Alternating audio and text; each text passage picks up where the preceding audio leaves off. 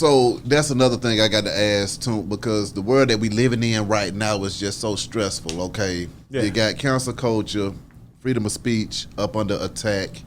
You also got the jab situations going out here in the streets. The job or the jab, where people are losing their jobs if they don't get the jab. Oh, man, the jab. Yeah.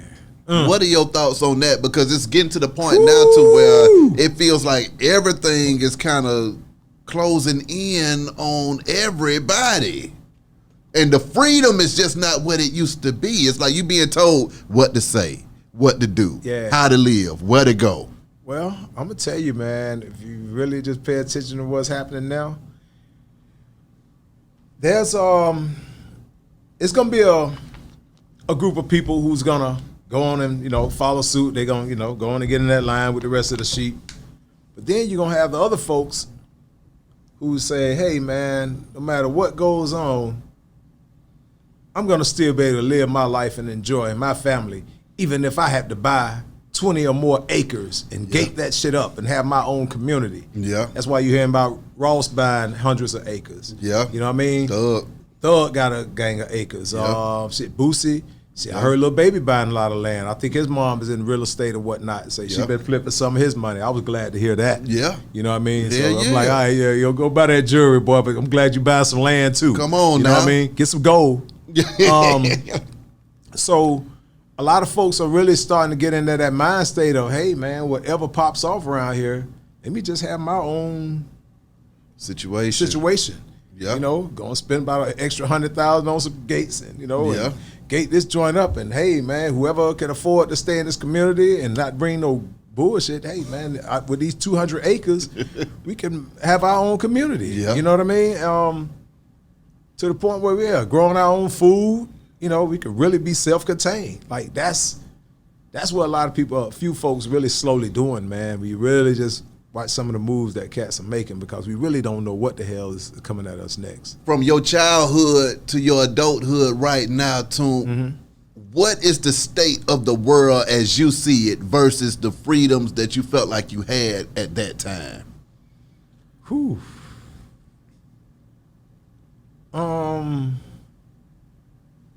It's different, man. I ain't gonna lie. That's why when I really even hear songs from the 80s and 90s, really the 70s, I was born in 69. Yeah. So from the 70s to the 90s, even when I hear music, it just reminds me of those good times, you know what I mean?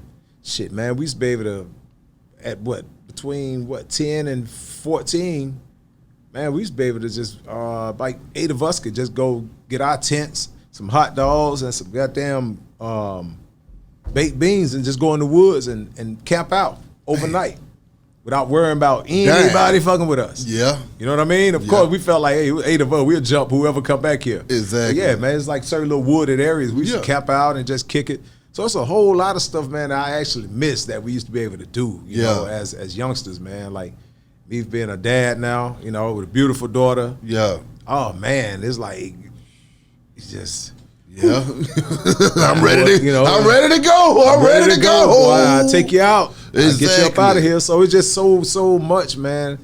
It's become a mean place, but you just got to adapt to it and know how to move, man. But the government's hand on what you got going on though versus that time. Cause see, I'm feeling like the walls are collapsing from the top down. It's not one of those things to where well, it's still one of those things community-wise, we still got hell breaking loose. But when you got jab situations, freedom of speech situations, and you looking like it's getting to the point to where you being cornered in. Yeah, being cornered in and being separated in clusters. Yeah. You know how after they take the what the test they used to have, the SAT, the SAT. And the CAT first. Yeah. And that's how the California aptitude. Yeah. So, and that's when they was able to put you in cluster Remedial, 1, cluster 2, cluster 3. Yeah. You know what I mean? I know what you're talking about. So I think now they are able. It's like they starting to put everybody in categories. So I don't even think it's gonna be about race anymore. It's just gonna be like, hey, you got this side and we got this side. You know what I mean? Whatever your beliefs are, whatever that you however you pray, whoever you pray to. You know what I mean? You're gonna have the non-vaccinated group and you're gonna have the vaccinated group. And That's why, what's my man name? Irving, you know? He's, what you think about Kyrie? I mean, he's standing on his shit, man. I respect it, you know? It takes you back to, you know, with Ali. Yeah. You know, when okay, let me jump in here on your tune. Let me get in here because see, you're making a lot of sense, but then I can't just ask you about Kyrie without asking you about Kareem, Magic, and Barkley going against Kyrie. What are your thoughts on that, man? Actually, man, you know, see, they only thinking about the league. You know what I mean? Kyrie thinking about his life. You know what I mean? And most likely he figured like, hey, man, I'm smart enough to really, whatever 58 million that I'm sitting on right now, I could get hella creative enough to really move around with that. Yeah. You know, what's my man name? Kaepernick, you know, whatever he had, shit, he still could live and kick it how you want to kick it. Yeah. You know what I mean? You know, he just ain't gonna, you know, be extravagant with it. You know, of course, you know, you ain't at the age where you just doing dumb shit anyway. Yeah. But I think when you got the OGs looking at him like that, they all about the league and, hey, man, how you should be with your team and the loyalty to your team. But no, this somewhere it's a line to where you had to say, nah, I love my team, I love y'all, but this shit is about me and my family too, and my beliefs. And so all I have to do, you got to respect that. I definitely got to respect it, you know. But for them to try to make him seem like he's such a bad guy for not doing it, yeah, I think they just looking at it, man, as far as the business side of it. But dude is on the personal side. It's really one of the moments, man, where you can really just tap your feet and just really wonder what's really how this shit is gonna pan out, because it's really a drum roll moment, straight up. I ain't gonna lie, that's how I feel too when I think about everything that's going on. I'm looking for this finish line. Normally you can say, okay, we got a finish line coming. Every time, I thought we was gonna be out of this in 2020, okay? Yeah. We rolled through 2020. 2020 was off the damn chain in a bad way. Bad way, yeah. 2021, it was opening back up, but it was still that vision going on in the streets, and now it's just a little pressure behind it. But then, now it's being drugged into 2022. You know, what really hurt me the most was the Delta variant. The Delta variant. This new one, Come on. I mean?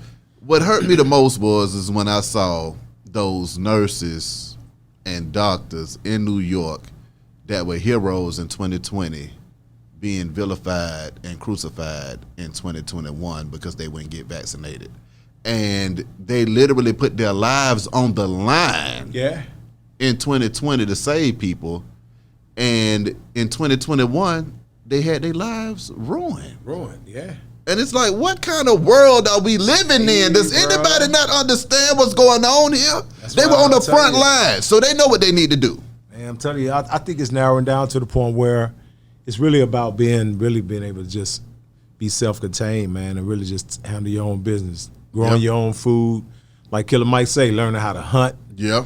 I mean, that's just a good thing to know anyway, man. Shit, like I say, I think everybody should know some type of martial arts or boxing or something, you know, at least 40%. Yeah.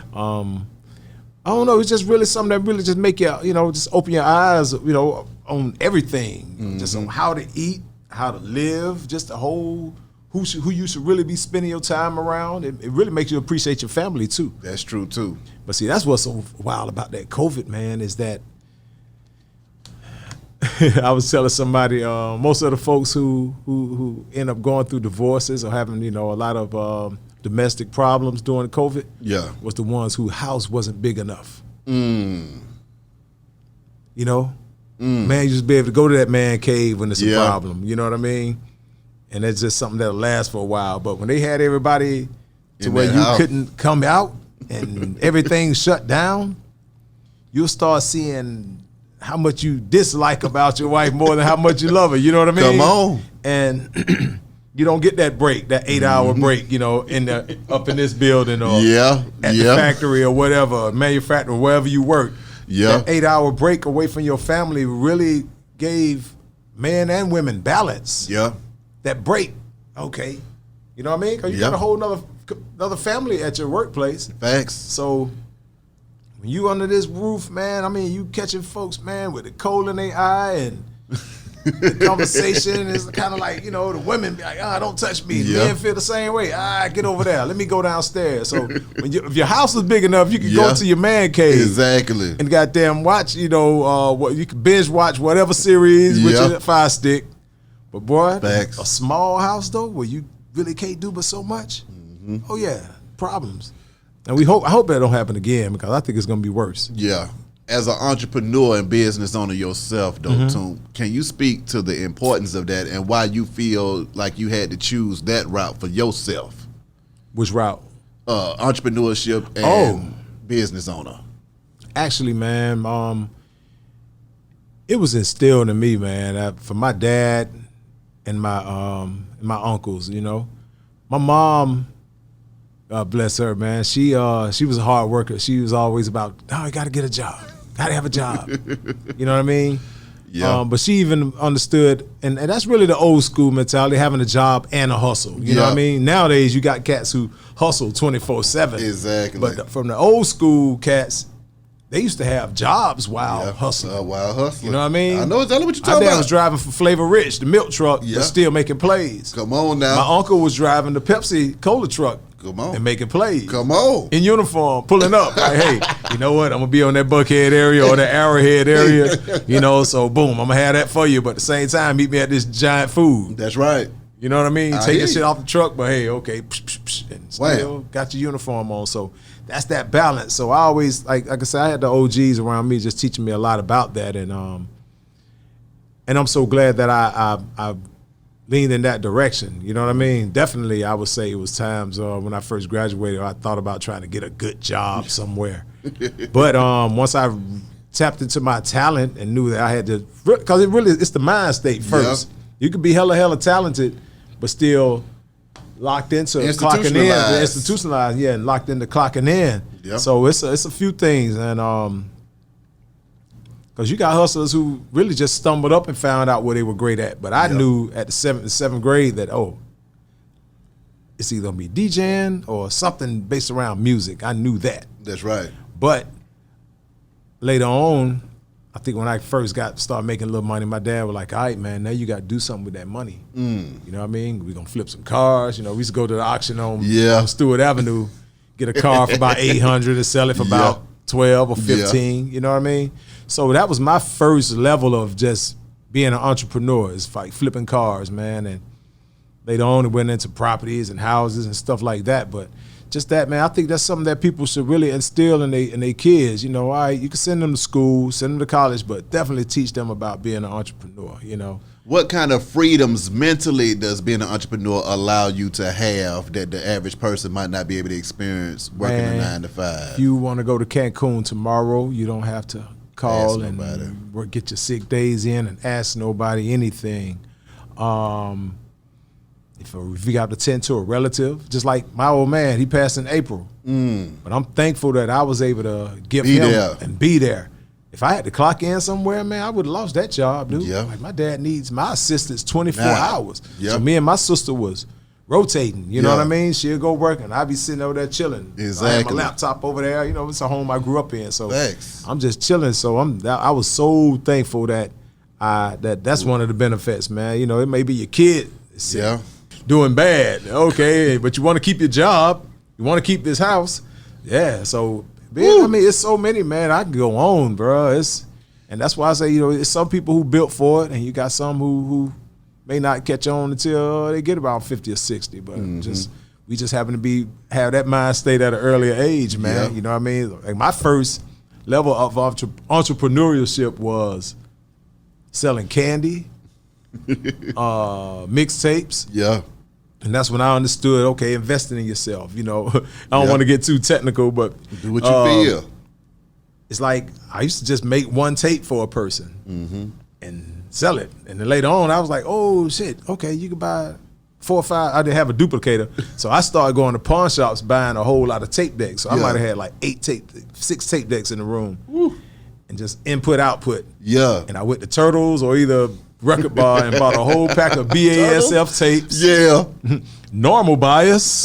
The brown tape. Yeah. You know, it don't sound as good as the high bias, which was the black reel. You know what I mean? But that's why I say it's real technical. So later on, I'm with you. I noticed people were complaining about the fidelity because the original tape was way clearer than the ones I was duplicating. So that's where I had to just start. I said, okay, let me get an extra $50 and buy a higher quality tape, all high bias tapes. And that way all my mixtape was super clear and I was able to sell for $10 a piece. My God. Just between what, 8th and shit, all the way up to maybe, you know, I might have stopped doing mixtapes when I started DJing for Shy D because I was just touring and whatnot.